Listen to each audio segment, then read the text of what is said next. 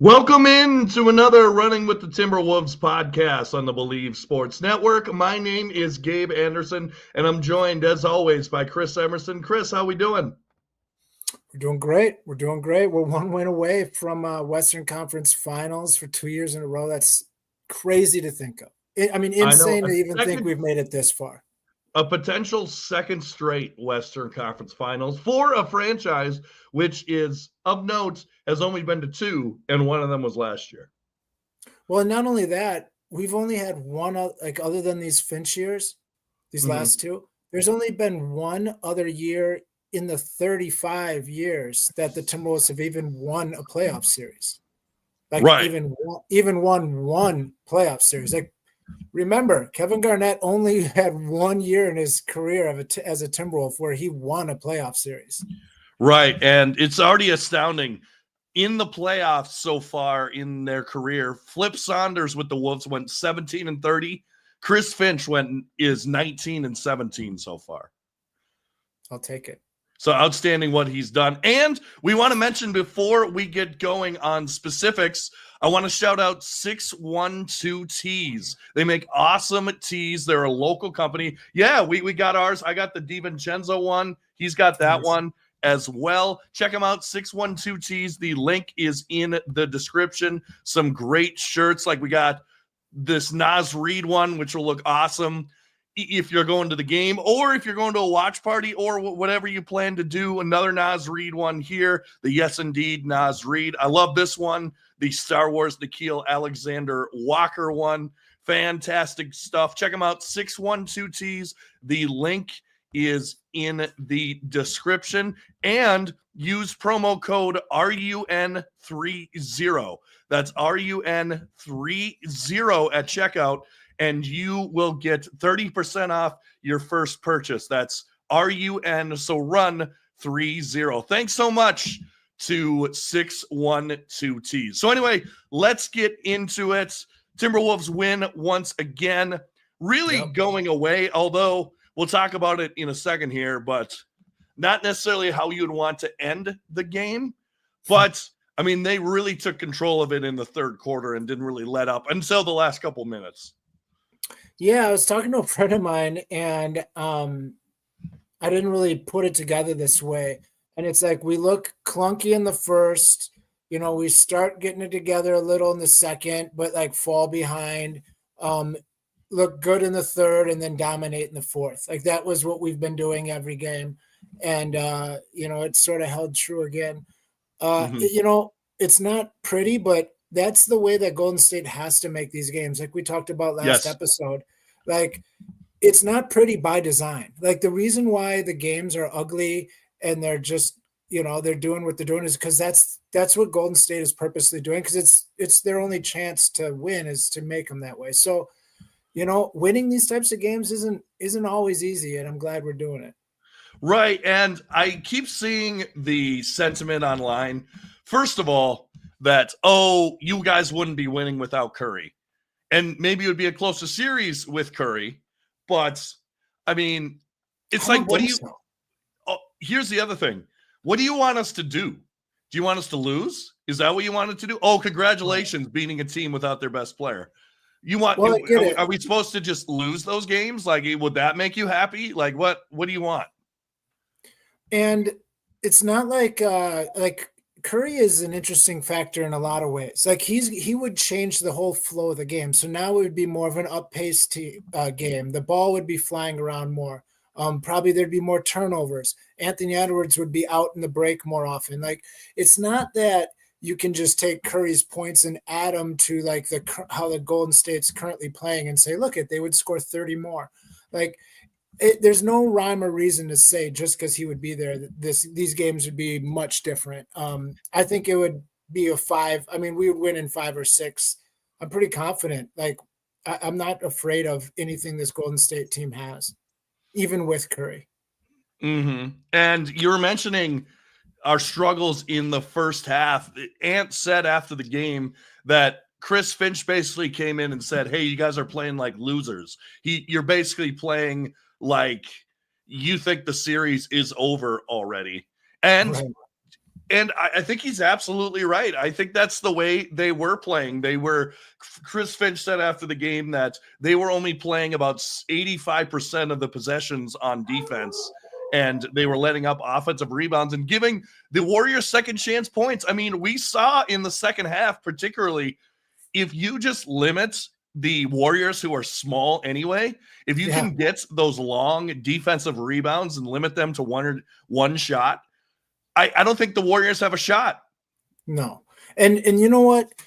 The thing that I really liked, and I think you might even mention it, but Jaden went with 1 rebound in the first half, right? Yep. And in the second half, he had like 12 or 13. And it was because they were like, listen, bro, like we need to we need to just work harder. And he's one of those guys where and that's why I get on him sometimes. Like that's where he has to have impact, is in that like gray area of the game.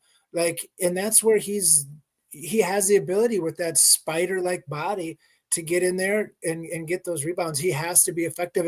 And you know what? If nothing else happens, but Jaden like starts rebounding with way more effort just for the rest of this playoffs, that's a huge win. Right there. Like, I'm looking at this series now. I just want to start establishing things going forward, because we have to be playing much better than we are, obviously, if we want to go any further in the playoffs. Right. And I would agree. And that gray area obviously is particularly the end of the fourth quarter, where I will give Steve Kerr this. When he thinks a game is over, he pulls the starters. Like Chris Finch is always like, oh, man, I'm going to keep him into the last possible minute. Kerr will pull him with about 5 minutes left, and that's what he did in that game, down 20. And to their credits, the younger guys came in and almost made a game of it. I think they got it to within 7. They had a 3-pointer to cut it to 4. Thankfully, for the Wolves' sake, they missed the shot. But that's what's so interesting about it, is the Wolves have been so good. Now, that wasn't necessarily clutch time because of the score. End of game. Yeah, end of game. They've been so good at end of games in these playoffs. But do you think that was just one mental lapse of, oh, we got the game, we don't really need to compete right now? Or does that worry you at all? How they ended that game? I'm not worried about how they ended it, but I think this series is exactly what you're saying, is them saying, oh, we don't really have to worry. I think when Curry went out, I think some of our guys put it on coast mode a little bit, maybe, or something. Like, we have to be playing better. Like, we're not playing great. Like, we're winning, I get it, but we're not playing that well. So we have a lot of things we need to do better. I hope it's just we're taking this team lightly, because really, like we were saying last episode, Golden State's just they're just not good enough to really compete against us. Like, they're just not. And if it's close, it's because, we're doing dumb things, like we're turning it over, or we're shooting 10% from the 3-point line or something. There's no reason they should be close. Right. And you win a game going away, really, when you have 19 turnovers. That's not going to fly against an Oklahoma City or even a Denver, really. That's not going to fly in any capacity. But do you think in game 2, Coach Kerr really played a lot of different guys and tried a lot of different things? Like, he started Quentin Post, and he threw in Brandon Key here and there, and he threw in Santos and Spencer. Do you think, as a last dish, because we found out today Curry is not going to play in game 5. It's set in stone. He's not going to play. So do you think that in game 5, as a last ditch effort, Kerr might say, screw it, Santos, go try some things. Cam Spencer, see if you can make something happen here. Or do you think he'll stick to his guns? I mean, if he was smart, that's exactly what he would do. Like, I love what some of those guys brought energy-wise. And, these guys have old legs. Like, Draymond Green is effective, but he's also ineffective. Like, there's certain things that make him very ineffective. And some of these other guys, can fill those gaps. They've got, the 3-point shooter from, I think, that dude Post. They've got that that lacrosse cat. He's just he's all over the place. Like that sort of energy is what you need when you're trying to win a scrappy, ugly game. So Kuminga, I'm a fan of that guy. I don't know why Curry is so hot and cold on him, and he's always in trade talks. But it seems like he's a fiery guy, and he can give you 30. Like he can go off and give you 30 points. Like that, you need a guy to go off in this series. So if I was him, I would play all sorts of wild lineups. Right, and I have this stat that I heard from Charlie Walton against, by the way, great podcast. Go check it out on your favorite streaming service we had with Charlie Walton. Awesome to talk with him. Love whenever he's on the show. But he tweeted out, and some of these stats are astounding. This is against I don't know how many time all defensive team player, but against Draymond Green in this series. Randle, 10 for 19 in 16 minutes. McDaniels, 5 for 8. Gobert, 5 for 7. Conley, 3 for 6. That's 57% against Draymond Green. Yeah. I mean, guys have reputations, and the media likes to keep it there. And fans usually are a couple of years behind even the media. Like he's not who he used to be. Like he's a great communicator. He makes sure the defense is where they need to be. He's not going to get burnt on a pick and roll coverage, stuff like that. But yeah, he's not doing anything above the rim. Like he's not getting off the ground. He's not overly strong anymore. So yeah, he is what he is. Right. And father time. Yes, right. And with how the draft lottery went and how the whole Giannis thing is going on, I mean, it's just more ammo. The Wolves' time to win is now, because the West is just going to keep getting better and better and better. And case in point, this year, the Wolves have proved that they can compete with the tough Western Conference teams. But all I'm saying is the West is going to get better. Cooper Flagg's going to go to Dallas with Kyrie and AD. Giannis is probably going to come to the West. KD's going to go to a new team. So they're going to get better. So the time to win is now. Like, yeah, as Wolves fans, obviously we know this, but there's not a lot of time to dink around in the playoffs. There's not a lot of opportunities. And we hope that Anthony Edwards is going to lead us to long, sustained playoff success, but nothing's guaranteed, particularly in this Western Conference. And so the time to do anything is now. For sure. And that makes me think sometimes, like with this series, I'm looking at this OKC, Denver series, and I'm thinking it's probably going to go, it's definitely going 6. It might go 7. That would be great for us to then maybe get some rest and maybe some practice time. Or do you think it would be better if, this sounds weird to say, but this series gets extended another game and we get some chance for some of our guys like Dante or Nikhil or Naz to get going and maybe have a 20, 21, 22 point game, kind of get their feel back? Do you think it works that way, or do you think it's just starting in OKC? It's a whole new thing. So the last series kind of thrown out. I think it's a whole new thing, but the other point to the argument is look at how bad we were game 1, like how bad we came out shooting game 1 against the Warriors. But just as a fan who sees potentially Curry coming back, and when I say this, I'm not scared of Curry. No. I'm just saying that we have an opportunity to just shut the door at home, not worry about the series, not dick around with it, and just get it done. So as a fan, I'm saying let's get this done on Wednesday. But I do think there is some value to them, particularly the role players, getting in rhythm a little bit. Like, although we had 4 turnovers, Nickeil Alexander-Walker hit some big shots last night. Well, I love what I see in Nickeil sometimes, because not only can he shoot the 3 here and there, he's one of the guys who can get to the rim. Like he can take a defender, straight line drive to the rim, and he's not a bad finisher. Dante DiVincenzo, from what I've seen so far, for some reason, is not a great finisher at the rim.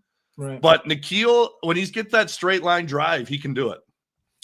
So one thing I think Nikhil does different than Dante is sometimes Dante looks like he's trying to get the foul, and Sure. Nikhil is trying to avoid it. Like Nikhil's like his whole existence is avoiding contact because he's dodging all these screens, like getting in and out of picks. Like he knows how to control his body in those sort of situations. So he does get real snake hips around the rim and gets his arm out there for that long scoop shot and gets it up on the glass. I love it. Mhm. I love to see him go downhill. Right. And to talk about some of the other bench players, Naz Reid, we love him, right? We obviously love Naz Yeah. Reid. You honk if you love Naz Reid, all the above. But I think last game it showed he could be a little loose with the ball. Yep. Like he makes some mistakes. He had 5 turnovers in the last night's game, made some stupid plays. That was one of the reasons that we had that weird period where the Warriors were coming back with their bench guys. Yeah. It was kind of weird, but we just got to take care of the ball a little better. Like I said, 19 turnovers, and I think that's being buried in this win here. The bench, the bench contributed for 11 of them.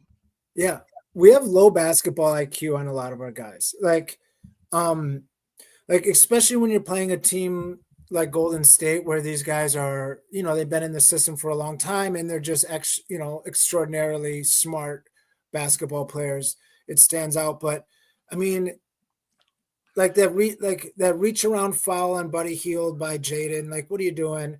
Like, because he's mad he got hit. Nas, like there's a couple times they were just throwing him wildly. Yep. Anthony Edwards makes a lot of dumb plays. Like, and he'll get himself in bad situations. Like Rudy Gobert will try to do more than he should sometimes. It's like we'll do some things where it gets so frustrating. So yeah, I want these bench guys to tighten it up. Maybe I think what we'll do is hopefully Finch will learn from that poor shooting start, and we'll just we'll take this time off and practice differently. Like maybe practice harder, where he maybe let us rest the first series or something. Yeah. And do you think, I don't know if Finch would do it, but do you think, like, let's say Dante's struggling, or let's say we have a little bit of a lead and we need someone defensively, and I'm not saying like someone like Dante can't play defensively. Right. Can't we see some Jalen Clark or TSJ? Like, I don't think so. Throw them out there. I think that we should. I would love to see Jalen Clark has a skill set that is elite in the NBA. He also has large deficiencies, as he should. But just like you have a pinch runner, or just like you have, a guy that just hits lefties or something, you want a guy that can do something like throw him out there every once. And maybe we will with SGA coming up. Who knows? Or if that's who we got, who knows? But maybe that's why if we have some time off, guys like that can start getting some practice, because with a game every other day, those guys probably are seeing 0 playing time or court time at all. Right. And I want to shift the conversation a little bit to someone who is we've been saying it all playlist, why did I say playlist? We've been saying it all playoffs here, but a guy who is just absolutely proving the doubters wrong night in and night out, and it's Julius Randle. And where I want to go with this is I keep listening to post-game pressers, and it feels like he gets asked the same question night in and night out after he has a good game. Like, where were you basically the first half of the season? What adjustments have you made since the beginning? And to his credit, Julius Randle has handled the questions well. I think, honestly, I've been listening to a ton of his post game, and he seems like an awesome person. He really does. He seems like a family man, just a regular dude. Yeah, he seems awesome.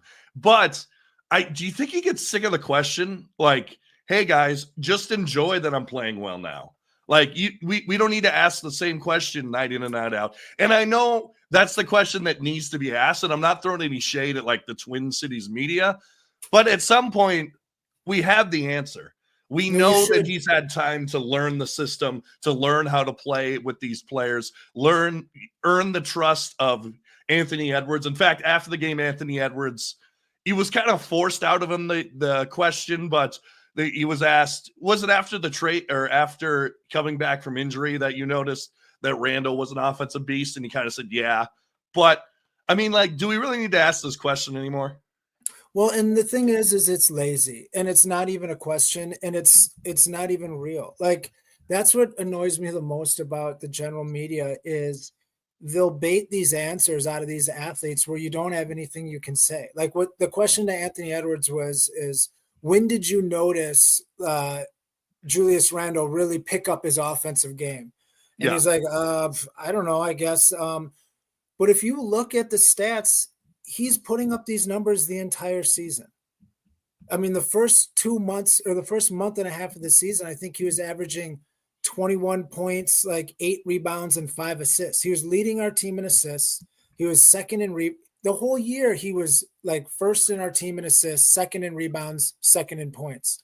He was like consistently 17, 6 and 6 the entire, or 17, 6 and 4 the entire year. Then he comes to the playoffs and gives you similar numbers than he's done all year, and people think it's a turnaround. It's just that people are actually watching him now. And the national media that came out of New York was like, oh, he's this ball hog, he's this bum, he's this. That's them just trying to like cover their butt for the trade. And everyone just bought into it because it was lazy. Now you're watching the Timberwolves, and no, he's not. He's a team player. Right. You know, you don't lead your team in assists as a power forward being greedy. You know, he also led in secondary assists. Like, the guy moves the ball. Right. And I will say, though, definitely it's been better since he came back from injury. I think the turnovers are down. He's making quicker decisions. He's scoring at a more efficient rate. So he shot really bad from 3 in January when he got hurt. So he had 1 month that he shot like 25% from 3, and that killed everything. But yeah, I mean, he's better, but it's the same game. You know, the same things happening. Right. For sure. For sure. And one stat I found here as well, the Wolves are doing a great job, and hopefully this continues, shutting down the other guys. Like, not the Jimmy Butler, although they said that Jimmy Butler was sick, whatever that means. I'm sure he was, I'm sure. But then it also came out that Julius Randle had a sinus infection. So excuses. Like, for example, Podzemski is shooting 22% from the field and 17% from 3 in this series. Without Steph Curry, the Warriors just cannot afford stuff like that, particularly when other guys aren't stepping up either. Kuminga's been good. Buddy Hield's been up and down. Jimmy had one really good game, and that's pretty much it for the Warriors so far. That's what you're worried about in the playoffs, is the other guys. You know, like, you pretty much understand what you're going to get from your stars. But, you know, when you go to OKC, they've got 4 or 5 wing players that are hard defenders and good 3-point shooters. If those 3-pointers are falling, man, they're going to be hard to beat. But same as us, like, if Julius Randle and Jaden McDaniel are shooting like, you know, 35 to 40% from 3 for the series, Nickeil Alexander-Walker is shooting, you know, 35, 40%, and Nas is on, like, that's not unquestionable to ask for that. But if all those guys are shooting at that rate for a series, we're going to be hard to beat. Like, it's those extra guys that make that swing. They make the shot that really break the back of a lot of defenses.